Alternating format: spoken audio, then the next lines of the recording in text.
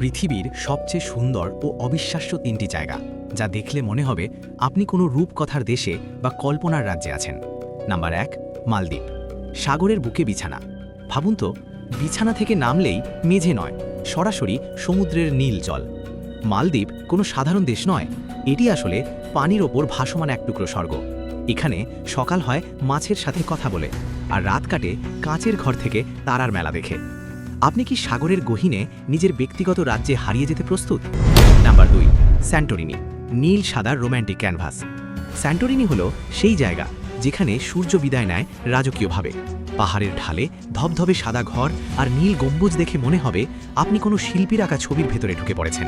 প্রতিটি গলি এখানে প্রেমের গল্প বলে, আর প্রতিটি সূর্যাস্ত আপনাকে নতুন করে প্রেমে ফেলতে বাধ্য করে।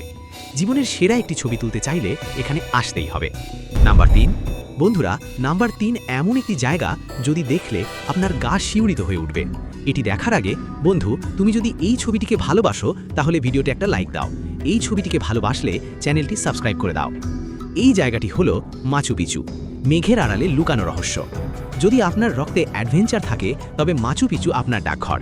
পাহাড়ের এত উঁচুতে হাজার বছর আগে কিভাবে এক প্রাচীন শহর গড়ে উঠল তা আজও পৃথিবীর বড় এক রহস্য। মেঘের চাদর যখন আপনার হাত ছুঁয়ে যাবে আর নিচে পড়ে থাকবে ইনকা সভ্যতার প্রাচীন পাথর, তখন নিজেকে কোনো রহস্যময় সিনেমার নায়ক মনে হবে।